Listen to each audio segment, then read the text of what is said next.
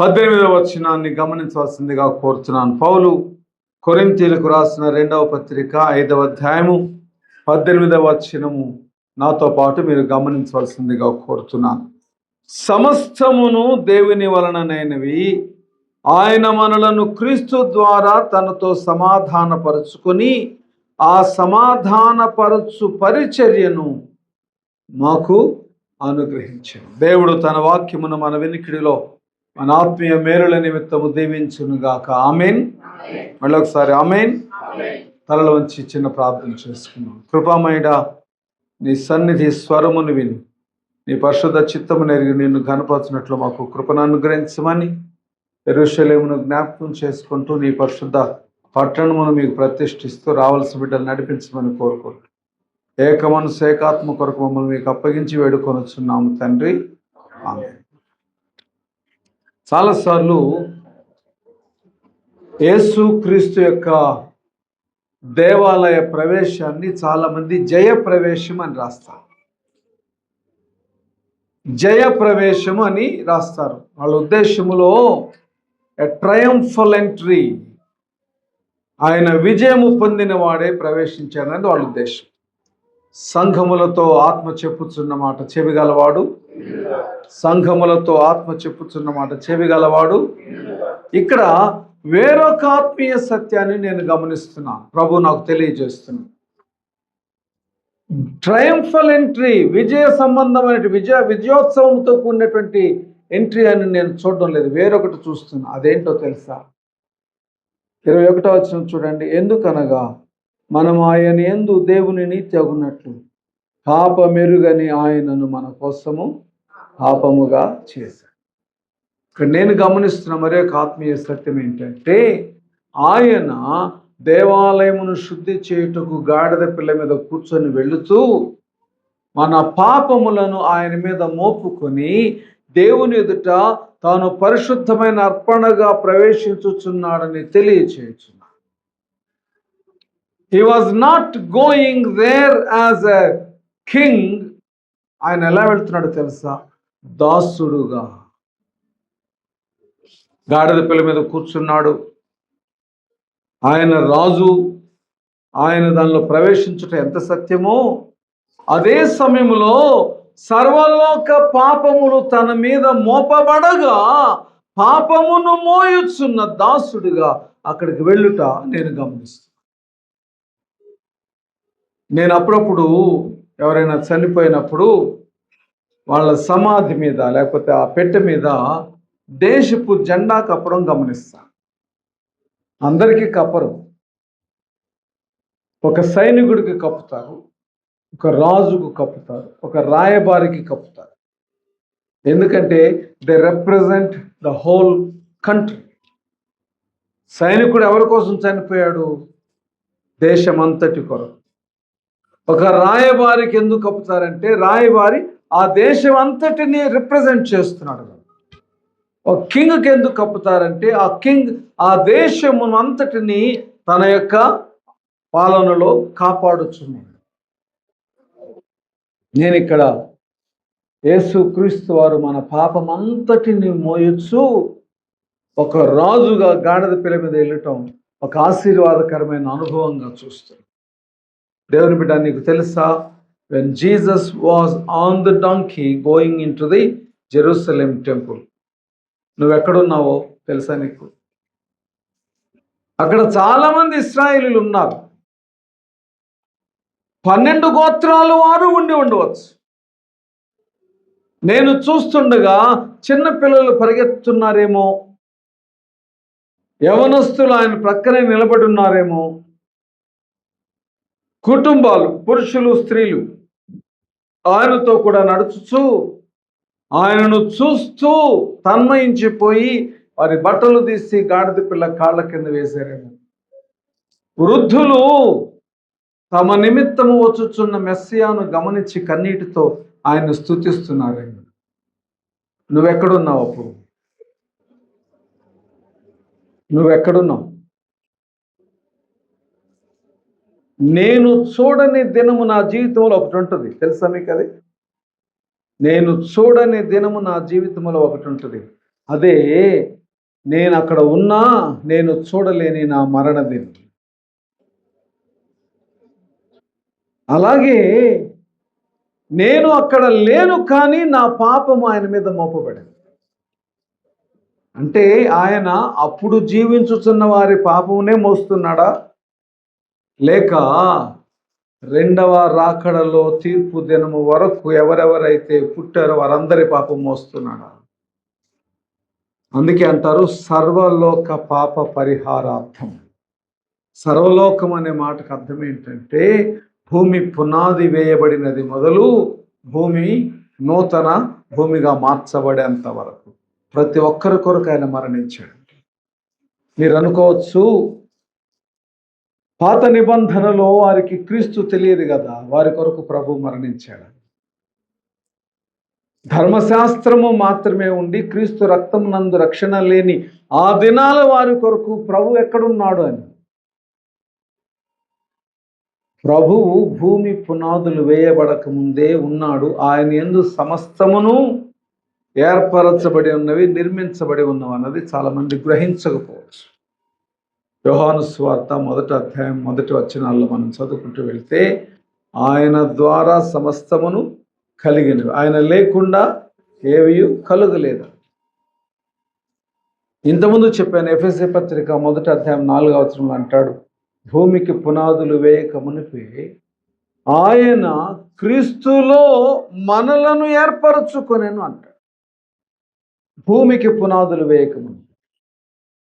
So నువ్వు నేను ఎక్కడున్నాము ఆ టైంలో అంటే యేసయ్య మీద మోపబడిన పాపములలో మన ఉనికిని చూసుకోవచ్చు. దేవుని బిడ్డ, ఇక్కడ రాయబడిన మాట ఏంటంటే సమస్తమును దేవుని వలననైనవి, సమస్తమును దేవుని వలననైనవి, ఆయన మనలను క్రీస్తు ద్వారా తనతో సమాధానపరుచుకొని ఆ సమాధానపరచు పరిచర్యను మాకు అనుగ్రహించాడు. నేను ఎందుకు వచ్చి సాక్ష్యం చెప్పండి అన్నానంటే, దేవుడు చేసిన ప్రతి పనిని మనము కూడా చేయవలనన్నది ప్రభుని యొక్క ఆజ్ఞ. ఇక్కడ నేను చదివిన వాక్య భాగాన్ని గమనించుకోండి. ఆయన మనలను క్రీస్తుతో ఆయన ద్వారా సమాధానపరుచుకొని అదే పరిచర్య మనకిచ్చాడు. అంటే క్రీస్తు ద్వారా మనం ఎలాగున తండ్రికి సమాధానం పరచబడ్డామో, మన ద్వారా ప్రభువును ఎరుగని వాడు క్రీస్తుతో సమాధానపరచబడ్డానికి క్రీస్తు మరణించినట్టు నువ్వు కూడా మరణించమని ఇందులోనే. చాలామంది యేసయ్యను నమ్ముకుంటే శ్రమ మరణము ఉండవు అనుకుంటారు. చాలామంది యేసయ్యను నమ్ముకుంటే గాయము వేదన ఉండవు అనుకుంటారు. యేసును నమ్ముకోవడం ద్వారా వీటన్నింటినీ జయించిన వారమని చాలామంది యొక్క ఉద్దేశం. నా ప్రశ్న ఏంటంటే, బైబిల్లో ఎక్కడుంది నువ్వు దేవుని కొరకు శ్రమపరచబడకూడదని? బైబిల్ ఎక్కడైనా ఉందా? యేసుని నమ్ముకొని యేసు క్రీస్తునందు విశ్వాసం ఉంచి నువ్వు గాయపడకూడదని బైబిల్లో ఎక్కడైనా ఉంది? నాకు తెలిసినంత వరకు ప్రభువును కన్నులారా చూచినవాడు ప్రభువు వలె గాయపరచబడుటకు ఇష్టపడాలి. చూడకపోతే వేరే సంగతి. మీకు నేను చూపిస్తాను ప్రభువుని. ఇప్పుడు నేను మీకు ప్రభువును చూపించినప్పుడు ఆయనను చూచి నువ్వేమనుకుంటున్నావో చెప్పగలవా? ఒకసారి ఒక చిన్న మీటింగ్లో ఆ ప్రసంగం చేస్తున్న పాస్టర్ గారు ముందు ఒక చైర్ వేయించాడు. ఆ చైర్లో ఒక్కొక్కళ్ళని వచ్చి కూర్చోమన్నాడు. ఇప్పుడు ఒక చైర్ వేద్దాం, మనలో అందరూ ఒకరి తర్వాత ఒకరు వచ్చి దానిలో కూర్చోవాలి. అలా కూర్చున్నప్పుడు ఇప్పుడు ఇక్కడ చైర్ వేశారు, ఇక్కడ వెంకట్ను కూర్చోమంటాను, వెంకట్ కూర్చుంటాడు. మీలో ఎవరైనా ఇద్దరు ముందుకొచ్చి వెంకట్ను గురించి ఒక్క మాట చెప్పి వెళ్ళండి, మంచి మాట అని అంటే ఎవరైనా ఇద్దరు వస్తారు. వెంకట్ గురించి ఒక మంచి మాట చెప్పి వెళ్తారు. ఆ తర్వాత ఎవరైనా ఇంకా ఇద్దరు వచ్చి వెంకట్లో మీకు నచ్చనివి ఏమైనా చెప్పండి అని. ఎంతమంది వస్తారు? సామాన్యంగా రారు. ఎందుకు? బాధ పెట్టకూడదండి, అతను మనల్ని ద్వేషిస్తాడేమో. కానీ సత్యం ఏంటంటే అతను గురించి ఒక నెగిటివ్ థింగ్ మీకు తెలియదా?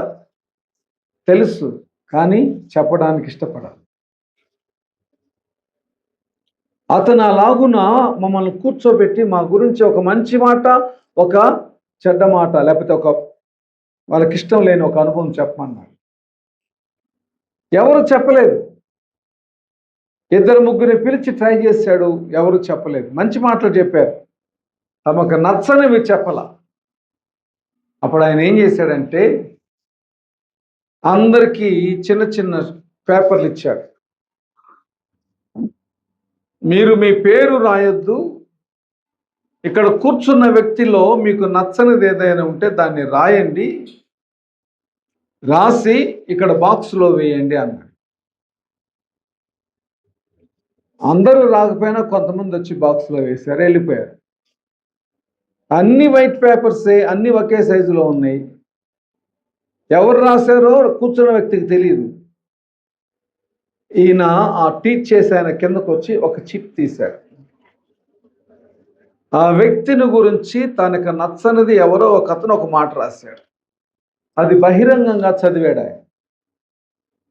చదివి అక్కడ కూర్చున్న వ్యక్తిని అన్నాడు, నిన్ను గురించి మంచి చెప్పినప్పుడు నువ్వు సంతోషించావు కదా, నిన్ను గురించి ఒక నచ్చని గుణాన్ని వీళ్ళు రాశారు, ఒకటే నేను చదువుతున్నాను, దాని గురించి నీ జవాబు చెప్పు అన్నాడు. నేనైతే ఏం చెప్తాను, నువ్వైతే ఏం చెప్తావు? అక్కడ కూర్చున్నటువంటి ఒక పెద్ద ఆయన లేచి నిలువబడ్డాడు. ఆయన అన్న మాటలు ఏంటంటే, నా మంచితనము నాకు తెలుసు, నా చెడ్డ బుద్ధులు నాకు తెలుసు. మీరు చెప్పినా చెప్పకపోయినా నేనేమై ఉన్నానో నాకు తెలుసు. అయితే ఇప్పుడు ఎవరైతే ఈ మాట రాశారో వాళ్ళకి నేను చెప్తున్నాను, మీకు నచ్చని ఈ ప్రవర్తనని నేను మార్చుకోవడానికి ప్రయత్నిస్తాను అని చెప్పాను. ఎంత సంతోషం అనిపించింది. కోప్పడలేదు, నాలో ఆ గుణం లేదని ఎదురు చెప్పలేదు. తన అన్న మాట ఏంటంటే, మీకు నచ్చని ఆ గుణాన్ని నేను మార్చుకోవడానికి ప్రయత్నిస్తాను. ఇక్కడ ప్రభువు చేసిన పని ఏంటి? ఇక్కడ యేసయ్య కూర్చున్నాడు. యేసయ్య కూర్చొని అందరినీ అడుగుతున్నాడు, నా వల్ల మీకు ఏమన్నా కష్టం కలిగిందా? కుష్ఠరోగిని బాగు చేశాను, చచ్చిపోయిన వ్యక్తిని లేపాను, ఆకలితో ఉన్న వారికి భోజనం పెట్టాను. ఏ విషయంలో నేను పాపం చేశానో నాకు తెలియదు, ఎందుకంటే నాలో పాపం ఉన్నదని మీరు ఎవడు స్థాపించలేడని నాకు తెలుసు. అయినా కూడా నాలో నచ్చనివి నీలో ఏమో ఉన్నాయని నాకు అర్థమవుతుంది. ప్రభువు చెప్పిన మాట నేను అంటే నా తలంపులో చెప్తున్నా. ప్రభు లేచి నిలబడి ఏమంటున్నాడు తెలుసా? నాలో నీకు ఈ గుణము నచ్చలేదంటే నీ జీవితంలో వాక్యానుసారమైన బ్రతుకు లేదని నాకు అర్థమైంది. ప్రభువులో తప్పు కాదది. ప్రభు మీద తప్పు మోపేవాడిలో మారు మనసు లేదు, ఎందుకంటే ఆయనలో పాపం లేదు కదా.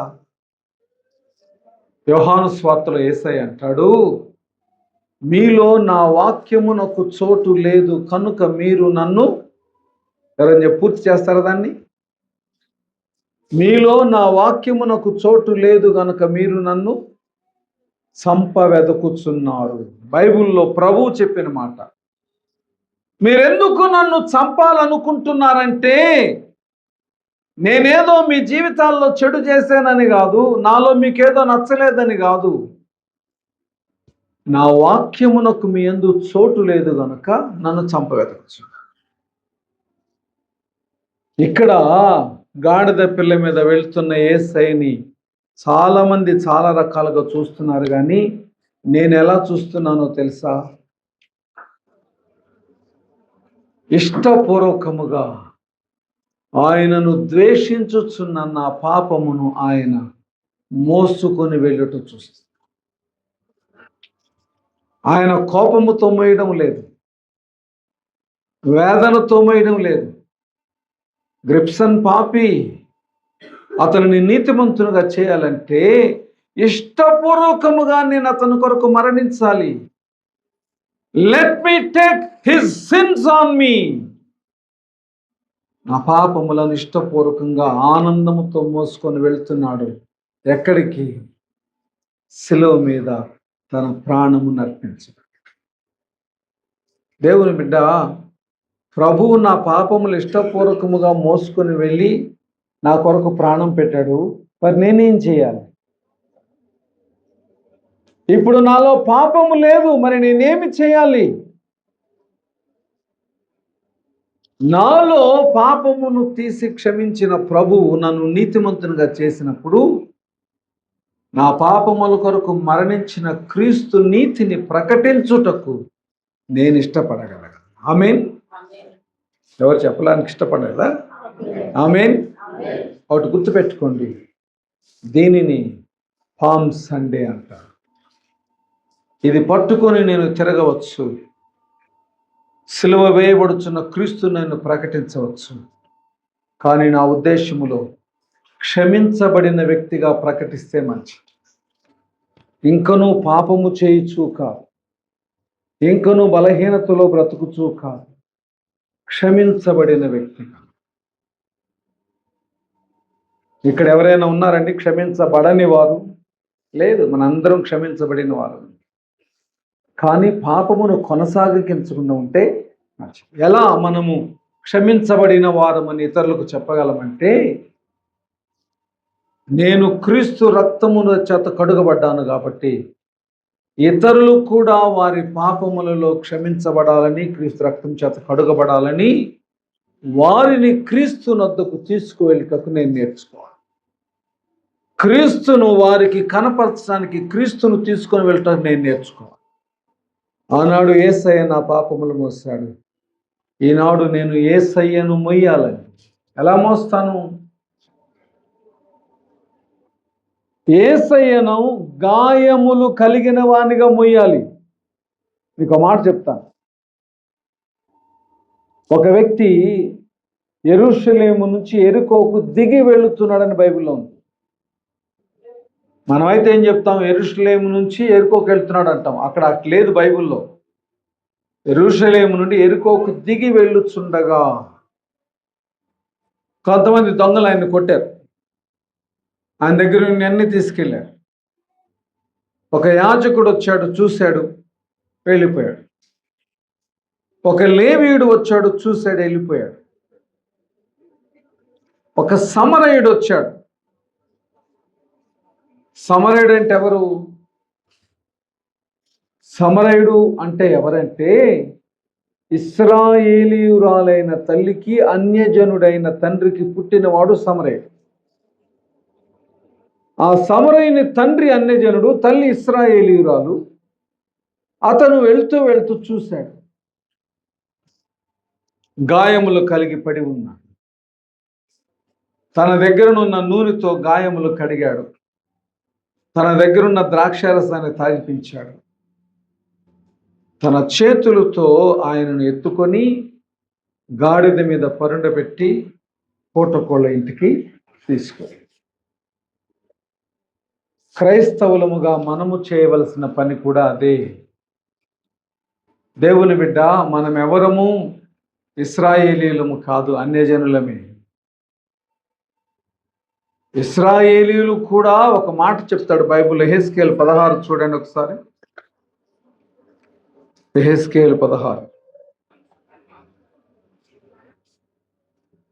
3వ వచనం. యెహెజ్కేలు 16:3.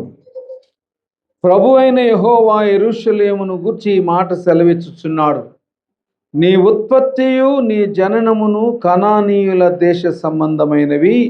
నీ తండ్రి అమోరీయుడు, నీ తల్లి హిత్తీయురాలు. ఇశ్రాయేలీయులు కూడా అన్యజనుల వంటి వారే. మరి దేవుడు ఎందుకు వాళ్ళని ప్రేమించాడు?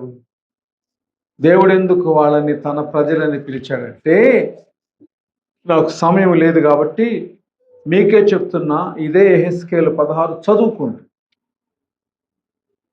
అక్కడ ఏమి రాస్తాడంటే, నీ తల్లి వేరు, నీ తండ్రి వేరు, నీ జననమే, నీ ఉత్పత్తే కనానీయుల సంబంధం, అన్యజనుల సంబంధం. నువ్వు అక్కడ ఉన్నప్పుడు నేను నిన్ను చూశా. You are dead. నువ్వు చనిపోయి ఉన్నావు, బతికి కాదు, కొన ఊపిరితో కాదు. ఊపిరే లేదు. నేను వచ్చి చూచినప్పుడు రక్తం ఉంది నీ ఒంటి మీద, ఎవరు నిన్ను కడగల. అప్పుడు నేనేం చేశానంటే, నీ దగ్గరకు వచ్చి బ్రతుకుము అని పిలిచాను. బ్రతుకుము అని పిలవగానే నీకు ఊపిరి వచ్చింది. రక్తసిక్తముతో పడి ఉన్న నిన్ను నేను ఎత్తుకొని వెళ్ళి ఉప్పుతో నీ బాడీని కడిగాను. నేను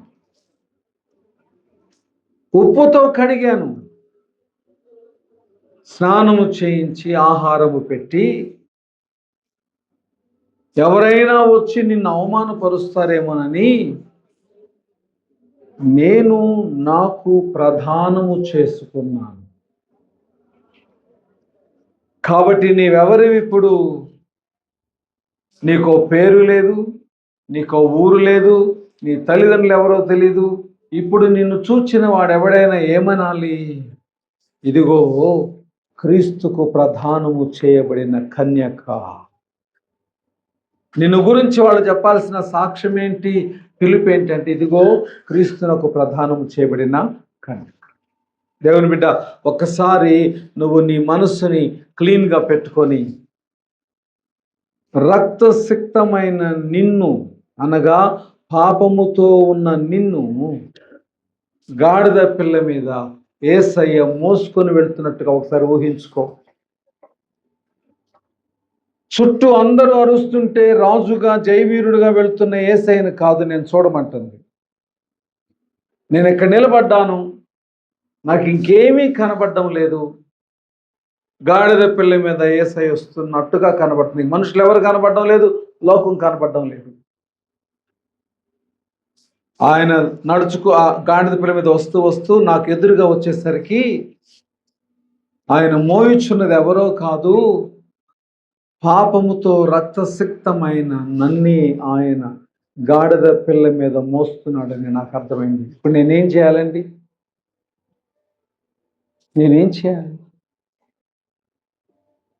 ఈ మట్టల ఆదివారం దేవుడు నాతో చెప్తున్నది ఏంటంటే, యేసు ప్రభు వారు యెరూషలేములోకి వెళ్ళేది అక్కడ దేవాలయాన్ని శుద్ధి చేయడానికే కాదు, నీ పాపములు మోయొచ్చు నిన్ను కడిగి తండ్రికి ప్రతిష్ఠించుటకు నిన్ను తీసుకుని వెళ్తున్నాడు. మరి నేనేం చేయాలి ప్రభు అంటే, ప్రభు నాతో అంటున్నాడు, నువ్వు క్రీస్తు ద్వారా ఎలాగున మోయబడ్డావు. బైబిల్ భాషలో చెప్పాలంటే, నీవు క్రీస్తు ద్వారా లోకములో ఎలాగున ఊరేగింపబడ్డావు, అలాగు నీవు కూడా ఇతరులను రక్తసిక్తమై తమ పాపములలో మరణించుచున్న వారిని సిలువ మోయుచున్న యేసయ్య యొద్దకు తీసుకొని వెళ్ళు. నువ్వు కూడా మోయి వారిని క్రీస్తునద్దకు తీసుకొని వెళ్ళేటువంటి బాధ్యత ఈ మట్టల ఆదివారం దేవుడిని నీకు అప్పగించాడు. ఇది దేవుడిచ్చుచున్న పిలుపు. ఇది ఒక పండుగే కాదండి, ఇది క్రీస్తు నిమిత్తమై రూపాంతరము చెందిన ఆత్మీయ అనుభవం మట్టల ఆదివారం. దేవుని బిడ్డ, ఇక్కడ ప్రభు అంటున్నాడు, సమస్తమును దేవుని వలననైనవి, ఆయన మనలను క్రీస్తు ద్వారా తనతో సమాధానపరుచుకొని ఆ సమాధానపరచు పరిచర్యను మాకు అనుగ్రహించెను. సిలువను మోయుచున్న యేసునద్దకు నువ్వు వెళ్ళగలవా? సిలువను మోయుచున్నటువంటి యేసును నీ యందు చూపించగలవా? అలా చూపించాలంటే నేను ముగిస్తాను. ఒక వచనాన్ని చదివి మనం దాన్ని 2 నిమిషాలు ధ్యానించుకొని ముగించుకుందాం. ఇదే కొరింథీ 2వ పత్రిక 7వ అధ్యాయము మొదటి వచనం. కొరింథీ 2వ పత్రిక 7వ అధ్యాయము మొదటి వచనం. ప్రియులారా, మనకు ఈ వాగ్దానములు ఉన్నవి గనుక దేవుని భయముతో పరిశుద్ధతను సంపూర్తి చేసుకొనుచు శరీరమునకును ఆత్మనకును కలిగిన సమస్త కల్మషము నుండి మనలను పవిత్రులనుగా చేసుకోవాలి. యేసయ్య గాడిద పిల్ల మీద వెళ్ళి దేవాలయమును ఆనుకొని ఉన్న అన్యజనులు ఆరాధించు స్థలమును కలుషితమైనదిగా చూచి కొరడా తీసుకొని తరిమి వేశాడు. క్లీన్ చేశాడండి దేవాలయాన్ని. దేవాలయాన్ని ఇప్పుడు మనం వస్తే క్లీన్ చేయడానికి చీపురు తీసుకొని ఊడుస్తాం, అవసరమైతే తడి బట్ట పెట్టుకొని తుడుస్తాం. ఎందుకు? ప్రభువును ఆరాధించు వారు వచ్చి కూర్చున్నప్పుడు పవిత్రముగా ప్రభువును ఆరాధించాలి. మరి అన్యజనులు కూర్చుండవలసిన స్థలాన్ని వారు వ్యాపార పుటిల్లుగా చేసినప్పుడు ప్రభు దాన్ని ఎందుకు క్లీన్ చేశాడో తెలుసా? ఇక్కడ రాయబడిన మాట నేను చదువుతున్నాను. దేవుని భయముతో పరిశుద్ధతను సంపూర్తి చేసుకొనొచ్చు శరీరమునకును ఆత్మకును కలిగిన సమస్త కల్మషము నుండి పవిత్రులనుగా చేయడానికి.